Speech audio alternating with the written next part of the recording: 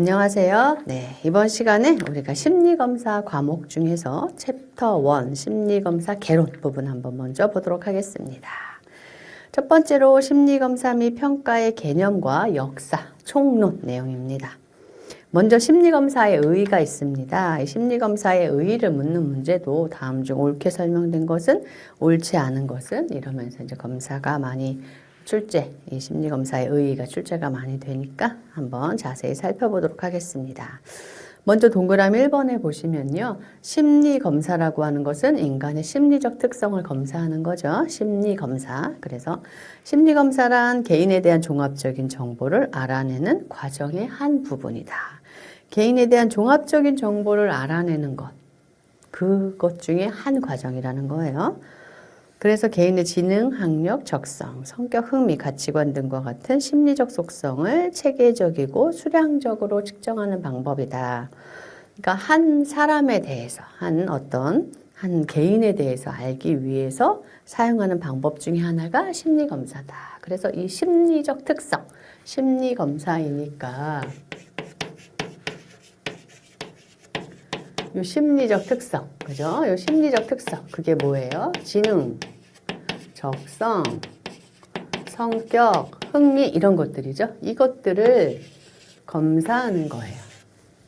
그래서 그것들에 대해서 수량적으로 측정하는 방법이다. 2번, 심리적 현상에 있어서 개인 간의 차이를 비교 분석해서 개인의 인격적, 행동적 측면을 이해할 수 있도록 하기 위한 심리학적 측정 과정이다. 다른 개인 간의 차이를 비교 분석할 수 있죠. 이걸 통해서. 표집된 행동 표본을 대상으로 과학적인 검증의 과정을 거쳐서 그 결과를 수치로 나타내며 이를 표준화된 방법에 의해 점수로서 기술하는 방법이다. 표집된 행동 표본이라고 하는 것은 한 개인을 이 개인의 전체를 보기가 어렵죠. 이 개인이 검사 상황에서 보여준 그 행동만 보는 거예요. 그게 표집된 행동이 되는 거예요. 이 개인이 자신의 지능, 이 개인의 지능을 다 알 수가 없어요. 검사 도구에서 표현한 그 지능만 우리가 알 수 있는 거죠. 그게 표집된 행동이라는 거예요. 우리가 실험을 진행할 때 모집단이 있죠.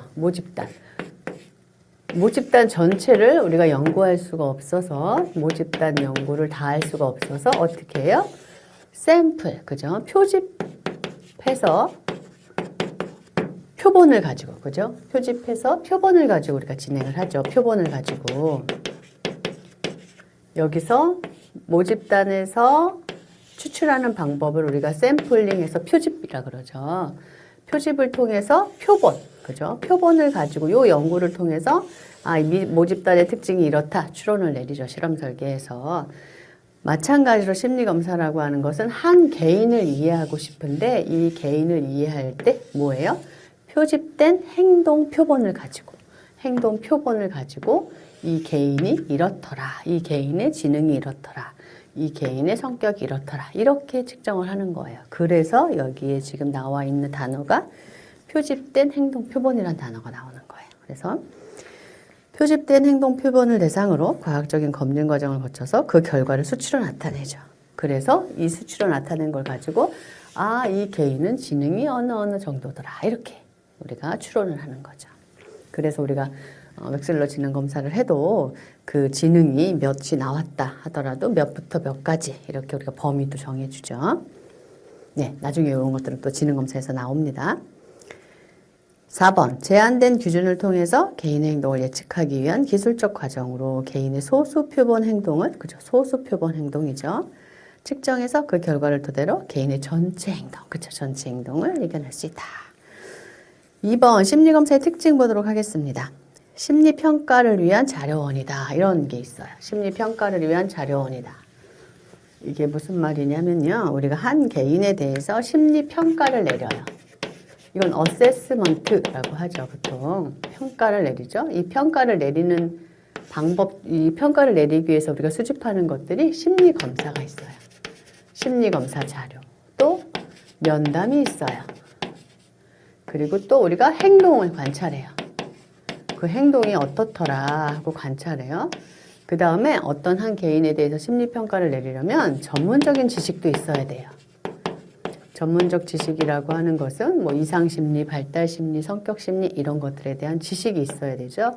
그래서 한 개인의 심리를 평가하기 위해서는 심리검사도 실시하고 면담도 하고 행동 관찰도 보고 전문적인 지식 요걸 바탕으로 그 한 개인을 평가합니다. 그래서 1번에 나와 있는 것처럼 심리평가를 위한 자료원이다. 이런 특징이 되는 거죠.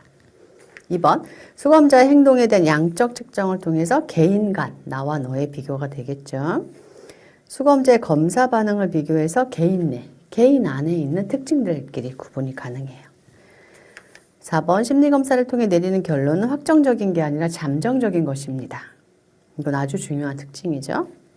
5번, 심리검사는 전체 행동이 아닌 일부 표집된 행동을 대상으로 하고요. 심리적 구성 개념을 측정하기 위한 도구이다. 심리적 구성 개념이 뭐예요?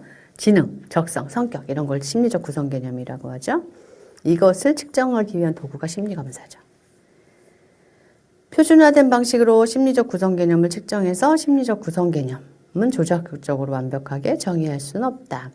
표준화된 방식으로 구성 개념을 측정하고 이 심리적 구성 개념을 완벽하게 정의할 수는 없어요. 또 검사를 통해서 내리는 결론은 항상 오류 가능성이 내포가 되죠.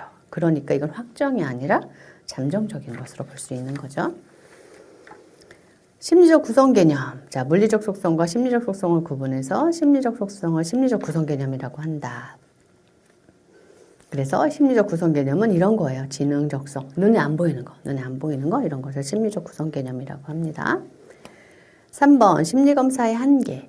심리검사는 내담자의 특정 행동 및 반응 양상을 표집하여 이를 토대로 해당 영역 전체를 추정하는 방식이기 때문에 계속 요 얘기 나왔죠? 한 개인에 대해서 표집된 어떤 행동 표본을 가지고 전체 그 개인을 추론한다. 검사 자체의 신뢰도 타당도가 검증돼야 돼요. 이 검사 도구가 신뢰롭고 타당해야 된다는 겁니다. 오류 발생 가능성도 있죠. 심리검사는 보통 이례적으로 실시하므로 충분하고 정확한 정보를 얻기는 어려워요. 완벽한 정보를 얻기는 어려워요. 심리검사는 표준화된 자극에 대한 내담자의 현재 반응을 측정하는 거죠. 그래서 내담자의 과거, 미래에 대한 종합적인 정보를 얻기 위해서는 면담이나 행동관찰에서 입수한 자료들로 보충해야 된다. 심리검사가 측정하는 심리적 속성, 여기 나왔죠? 추상적 개념이다. 지능적성 이런 거다. 직접 측정이 불가능해요. 그래서 조작적으로 정의를 내려야 돼요. 조작적으로 정의로 내린다라고 하는 것은 이런 눈에 보이지 않는 심리적 속성을 눈에 보이는 걸로 바꿔놓는 거예요. 그래서 조작적 정의를 통해서 수량화하고 측정할 수 있다. 5번 심리검사의 목적 보도록 하겠습니다. 내담자에 대한 임상적인 진단을 내릴 수 있고요. 또 문제의 증상도 볼 수 있죠. 심각도도 보겠죠. 또 자아 강도도 많이 평가가 됩니다. 인지 기능도 측정할 수 있고요. 그걸 바탕으로 치료 유형을 제시할 수 있겠죠. 그럼 치료 유형이 제시되고 뭐 이런 것들을 바탕으로 치료 전략도 기술할 수 있겠죠. 또 이걸 통해서 치료가 필요하다라고 치료적 관계로 유도할 수도 있어요. 또 치료에 따른 반응을 검토하면서 치료 효과가 어땠는지도 평가할 수 있겠죠. 그리고 진단을 명료한다. 이런 목적들이 있습니다. 6번 심리검사의 발달 과정 한번 보도록 하겠습니다. 이게 기출이 엄청 많이 되죠. 이게 다음 중 뭐 옳게 설명된 것은 옳게 설명되지 않은 것은 이러면서 연도수와 뭐 학자들 일어났던 일들 불일치하게 해놓고 이렇게 막 하는 것들도 있고요. 하나만 딱 찍어서 시험에 나오기도 합니다. 꼭 알아두셔야 돼요. 이 중에 꼭 알아두셔야 되는 건 1번에 나와 있는 1879 이거 연도수도 꼭 알아두셔야 돼요. 이거 거의 많이 기출이 됩니다. 이것은 분트가 독일 라이프치히의 심리학 연구를 위해서 실험실을 개설하였다라는 거. 이게 왜 이렇게 유명하냐면 이게 과학적인 심리학이 시작된 거예요. 심리학이 그동안은 철학의 영역에 있었는데 실험을 했다는 거잖아요. 실험실. 과학적인 방법을 도입했다는 거예요. 과학적인 방법을.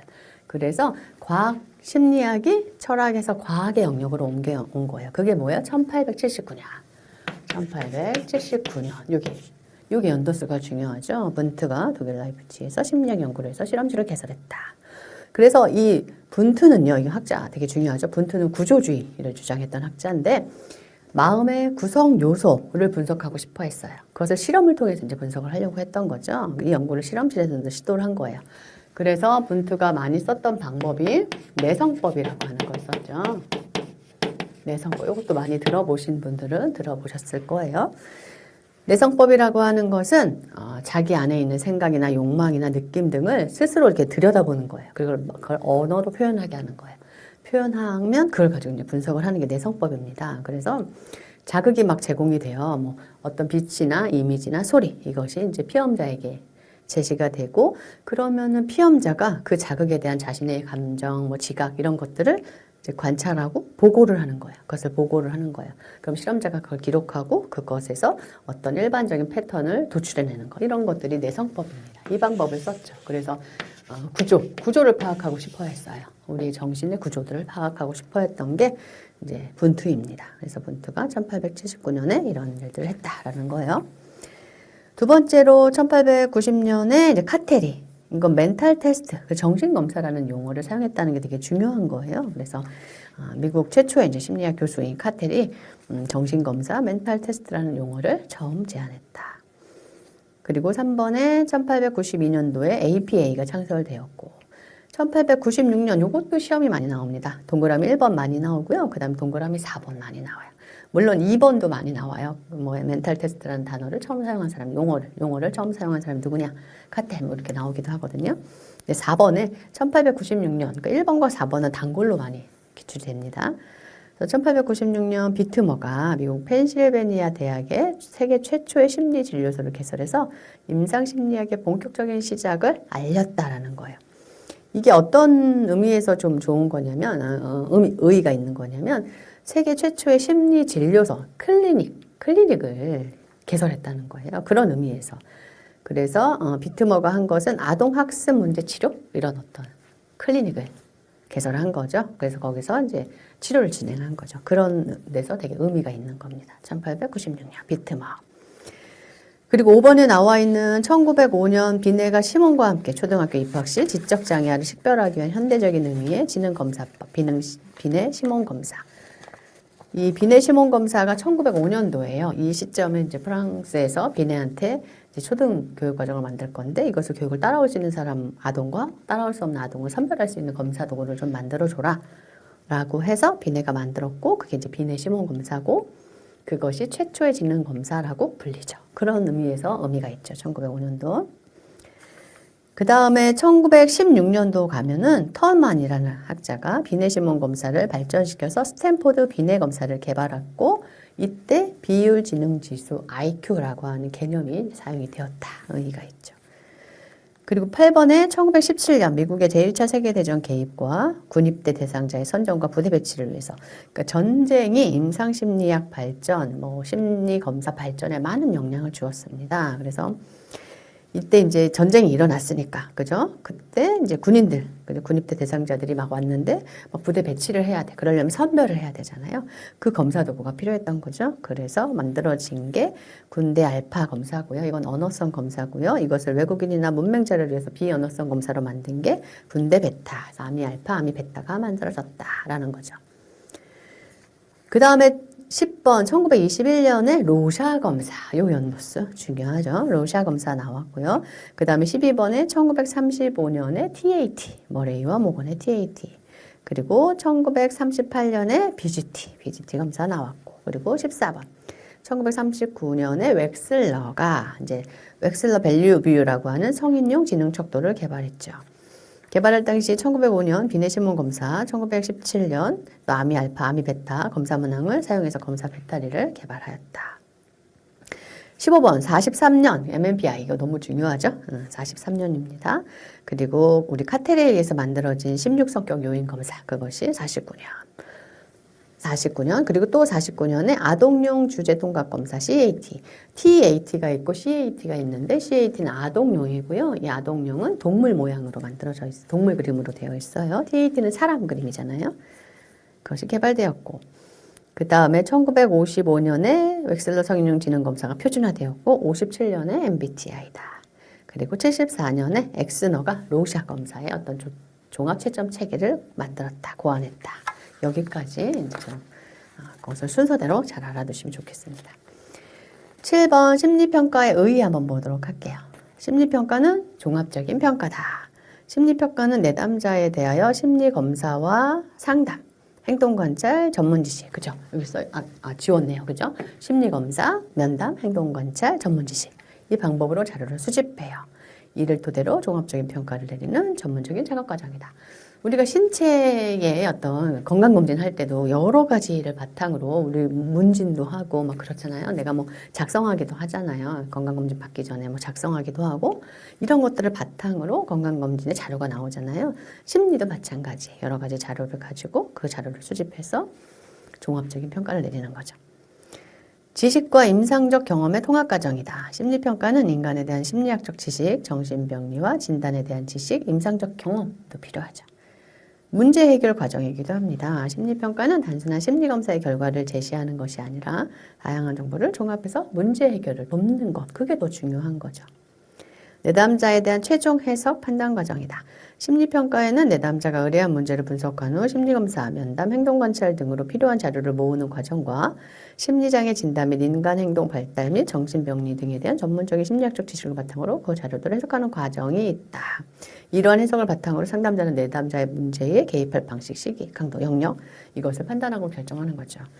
그러니까 심리평가가 의뢰한 내담자가 괜히 난 날 알고 싶어요. 뭐 이렇게 오시는 분들도 간혹 있지만 대부분 뭔가 문제가 발생했어. 내가 왜 그러는지 모르겠어. 나를 좀 알고 싶어. 이러면서 오시는 경우들이 있어요. 그래서 심리평가 보고서를 작성할 때는 호소 문제, 의뢰 사유 이런 걸 꼭 쓰게 되어 있어요. 왜? 그러니까 의뢰 사유로 이제 많이 표현이 되죠. 그러니까 왜 이걸 의뢰하게 되었나. 이거 중요한 거죠. 왜냐하면 그것을 바탕으로 또 결과도 도출해내야 되거든요. 그래서 내담자 문제를 분석하고 그걸 바탕으로 필요한 자료를 모으는 거죠. 그걸 바탕으로 필요한 검사를 세팅하기도 하죠. 5번 주관적 요소의 개입. 심리평가는 해석 과정에서 평가자 이론적 배경에 따라 불가피하게 주관적인 요소가 개입하게 될 수도 있다. 이런 심리평가의 목적, 내담자에 대한 이해죠. 문제를 명료화하는 거예요. 내담자에 대한 이해가 뭐 환경에 대한 이해도 있었지만 여기서는 자아 강도나 성격 구조 이런 이해도 있겠죠. 그걸 바탕으로 치료 계획 전략, 치료 관계로 유도하는 거, 치료를 이제 받게 하는 거, 그리고 그걸 바탕으로 평가까지 할 수 있는 그런 목적을 가지고 있죠. 심리평가 과정 시 임상적 판단의 정확성을 높이는 방안, 정확하게 하는 게 좋잖아요. 그것을 높이는 방안이 무엇이냐? 기억에 의존하기보다는 정보에 의존하는 게 더 좋죠. 관련 문헌을 참고해서 과거의 경향과 새로운 경향을 파악해 보는 것, 평가자는 자신의 판단이 얼마나 정확한지에 대해서 피드백을 받는 것, 평가자는 자신이 세운 가설을 지지하는 자료와 지지하지 않는 자료를 함께 고려해야 돼요. 이게 같이 나와요. 검사를 이렇게 하다 보면 우울하다고 했는데 우울한 증상이 어느 검사에서는 안 나오네? 뭐 이렇게 나올 수 있거든요. 그것이 왜 그런지를 또 봐야 돼요. 그래서 자신이 세운 가설을 지지하는 자료와 지지하지 않는 자료를 함께 고려한다. 반업 효과를 임상적 판단의 기초로 삼으면 안 됩니다. 반업 효과는 개개인을 구분짓는 특징으로 작용하지 않기 때문이다. 자, 반업 효과라고 하는 거, 포로 효과라고도 하는 거는 일반적이고 모호해서 누구에게나 적용되는 성격 묘사를 특정 개인에게만 적용되는 것으로 받아들이는 성향을 말한다. 반업 효과를 살펴본 그 실험이 이제 예전에 이제 TV에서 한 적이 있었어요. 그게 어떤 거냐면 대학생들을 대상으로 이제 몇 명 이제 데리고 와서 이제 성격 검사, 심리 검사를 막 시킨 거죠. 시키고 나서 이제 다들 보고서를 줬어요. A4 한 장 뭐 정도짜리 다 보고서를 작성했는데 그걸 읽어보고 자기 자신과 얼마나 일치되는지 뭐 50% 이상 일치된다 생각하는 사람 뭐 손 들어라 그랬더니 뭐 다 손을 든 거죠. 근데 그 페이퍼는 똑같은 페이퍼였어요. 이런 것들이에요. 이런 것들. 그래서 이것은 임상적 판단의 기초로 삼으면 안 되는 거예요. 이것은 누구에게나 적용되는 성격 묘사. 모호해서 누구에게나 나는 좀 예를 들어서 어떨 때는 외향적이고 어떤 상황에서 내향적이다. 이러면 대부분 자신이라고 생각하지 않을까 싶어요. 근데 그렇게 일반적이고 모호해서 누구에게나 적용되는 성격 묘사 특성. 요것을 그래서 반업 효과를 임상적 판단 기준으로 삼으면 안 되죠. 예전에 기출됐던 게 반업 효과를 임상적 판단 기준으로 삼는다. 뭐 이렇게 기출됐던 게 있었던 것도 같아요. 이런 것들을 좀 알아두시면 좋겠습니다. 10번 심리평가 보고서. 이제 보고서를 작성하죠. 심리평가를 실시하고 나면 심리검사도 하고 면담도 하고 다 하고 나면 이제 보고서를 작성해야 돼요. 그래서 보고서는 보통 한 짧으면, 그러니까 풀밭들이 여러 가지 검사를 함께 실시했을 때 심리평가 보고서가 아주 짧으면 3장이고 보통은 5장, 6장, 7장 이렇게 가기도 해요. 심리평가 보고서는 심리학, 임상학적 전문가가 평가에 의뢰된 내담자나 환자를 대상으로 해당 개인 및 주변 인물에 대해서 면접, 개인 행동에 대해서 관찰, 생활사적 정보가 있고 평가 결과가 있죠. 이것을 통합하는 과정, 이것이 다 기록되는 게 심리평가 보고서입니다. 그래서 어떤 면접했던 내용도 들어가고요. 행동 관찰했던 내용도 들어가고요. 또 생활사적 정보가 수집된 것도 있고 또 평가 결과가 있는 것도 있잖아요. 이것을 또 통합하는 과정, 통합한 그런 과정들, 이런 모든 것들이 다 들어가는 게 심리평가 보고서다라는 겁니다. 2번, 내담자나 환자의 신체적, 정신적, 정서적 기능과 인지능력, 행동수행 능력 등을 평가해서 개인의 특징적인 양상을 구체적이고 명확하게 기술하며 이를 의뢰된 문제나 치료적 목적에 결부해서 진단에 대한 정보를 제공한다. 그렇죠. 신체적인 특징은 어떻게 나왔고 정신적으로, 정서적으로 이런 그래서 그 대인관계 측면에서는 뭐 정서적 측면에서는 뭐 인지능력 측면에서는 이렇게 평가 보고서가 꼭 세팅이 꼭 그렇게 되어 있는 건 아니에요. 각각에 맞게 세팅을 합니다. 보통 각 기관들이. 근데 그것들을 이제 보는 거죠. 그것들을 평가하고 또 이런 양상을 구체하고 명확하게 기술해야 돼요. 그리고 의뢰된 문제와 이것을 연결시켜야 돼요. 결부를 해야 돼요. 그래서 치료적 목적에 결부해서 진단에 대한 정보를 제공하죠. 그래서 모든 걸 다 해서 어떤 걸로 뭐 불안장애로 추정된다. 뭐 불안장애로 정의 내릴 수 있다. 진단 내릴 수 있다. 이렇게. 그렇기 때문에 이런 진단들을 내려야 하는 거기 때문에 임상심리사가 이제 이런 것들을 실시하게 되죠. 향후 치료적 개입에 대해서 건의도 합니다. 그래서 치료적 결과에 대한 전망과 기능적인 향상 가능성, 직접적인 개입에 의해서 초래될 수 있는 문제점 등을 조망한다. 그래서 이렇게 그 심리평가 보고서를 이렇게 보면 저도 이제 상담하는 그 기관에서 저는 지금은 심리검사를 실시하고 있지 않기 때문에 상담만 거기서 진행을 하는데 심리검사만 실시하시는 분이 있어요. 그럼 그분이 어떤 뭐 내담자 환자에 대해서 평가 보고서를 작성해서 제가 이제 받게 되면 이렇게 보면 이런 어떤 치료적 개입이 필요하겠다. 뭐 정서적 지지가 좀 필요하겠다. 부정적 어떤 자극에 대해서 부정적이고 왜곡된 사고에 대해서 재조명하고 수정하는 것 이런 작업들이 좀 필요하겠다 이러면서 건의를 좀 쓰십니다. 그런 것들이 여기 들어가요. 그래서 향후 치료적 개입에 대한 건의, 치료적 결과에 대한 전망 이런 것들에 대해서 조망한다. 심리평가서의 수감자가 이해하기 어려운 특수한 전문 용어나 표현 이런 것들은 사용하지 않는 게 좋습니다. 이것이 너무 들어가면 사실은 잘 모르시더라고요. 그런 용어가 들어가면. 그래서 사용하지 않는 게 좋습니다. 구성 형식은 보면 이렇게 작성이 돼요. 그 A4 한 5-6장 되는 게 제목 들어가요. 심리평가 보고서 이렇게 들어갑니다. 내담자 정보 들어가요. 작성자, 누가 작성했는지도 들어가고 내담자, 언제 했는지 평가 날짜 꼭 들어가야 되죠. 장소도 들어가야 됩니다. 그리고 의뢰된 이유 및 원천, 내담자가 왜 이 상황에서 그리고 누가 의뢰했는지, 뭐에 의해서 의뢰됐는지, 부에 의해서 의뢰됐는지, 교사에 의해서 의뢰됐는지 이런 것들이 꼭 들어갑니다. 평가 도구, 무엇을 평가했는지 K 위스크 5 했고 로샤 TAT 했고 SCT 했고 TCI 했고 이런 것들 무엇을 평가했는지 평가 목록 쫙 쓰죠. 또 행동 관찰한 내용이 들어갑니다. 내담자 용모는 어땠는지, 그래서 계절에 맞는 옷을 입었는지, 위생 상태 양호했는지, 말의 속도는 적절했는지, 표현은 적절했는지, 반응은 어땠는지, 면담 태도 이런 것들도 보고요. 언어적, 비언어적 의사소통 능력, 질문에 잘 답했는지, 비언어적인 의사소통 능력은 어땠는지 이런 것들에 대해서도 쓰게 돼요. 그리고 평가 결과에 대한 해석을 하죠. 그래서 내담자 신체적, 정신적, 정서적, 인지력, 행동 수행 능력, 대인관계 능력 이런 것들을 기술합니다. 또 생활사적 정보와 평가 결과를 통합해요. 내담자의 현재 상태에 대한 심리적 평가, 잠정적인 결론을 유추하기 위해서 생활사적 정보와 평가 결과를 통합하게 되죠. 11번 심리검사 및 심리평가 시 고려사항. 심리검사 개발 시 개발할 때 어떻게 해야 되느냐. 검사 본래의 개념화가 통계 분석 등의 구체적인 과정보다 더욱 중요한 게 뭐예요? 본래의 개념화예요. 이것도 기출이 됐었어요. 통계 분석이 더 중요하다. 이게 아니라 뭐가 더 중요해요? 본래 개념화가. 사전 검사 설계 단계에서부터 최종 검사 점수 보고에 대해서 고려해야 합니다. 이걸 고려하면서 검사 설계를 해요. 검사는 최종 시행에 앞서서 비공식적인 예비 시행을 좀 해봅니다. 파일럿 테스트 같은 걸 좀 해보죠. 검사의 전체 제작 기간은 검사 개발자가 예상한 기간보다 오래 걸릴 수 있습니다. 문항은 최대한 단순하고 오해되지 않는 문항. 문항이 독창적인 경우 오류의 원인이 될 수 있어요. 문항 분석의 통계적인 기법을 통해서도 부적절한 문항은 통계적인 분석을 하거든요. 그럼에도 부적절한 문항이 남아있을 수 있다. 통계적 관점에서 표준화 집단은 무조건 크다고 좋은 것은 아닙니다. 문항 제작에 앞서 해당 검사 분야에 대해서 충분한 연구가 이루어져야 되고 문항 준비 단계에서 충분한 분량의 문항을 작성해 두는 게 바람직하죠. 검사의 표준화를 위해서 최종 매뉴얼을 제작해야 된다. 2번 심리검사 시 고려사항 전문적인 측면, 도덕적인 측면, 윤리적인 측면, 사회적인 측면. 자, 전문적인 측면에서는 검사자는 고도의 책임 있는 기능을 수행하기 위해서 전문적인 교육을 받아야 하고요. 전문적인 기술을 가지고 심리학적 평가 기법을 다룰 수 있어야 되죠. 그 교육받은 사람만 할 수 있는 거죠. 타당도와 신뢰도가 검증되지 않는 것을 사용하는 경우에는 그것의 장단점을 웬만하면 타당도와 신뢰도가 검증된 평가 도구를 사용하는 게 좋고요. 그렇지 않는 경우에는 장단점을 기술한다. 표준화 검사를 하더라도 결과를 해석할 때 검사에 영향을 미칠 수 있는 상황 이런 것들이 있을 수 있음에 고려해야 된다.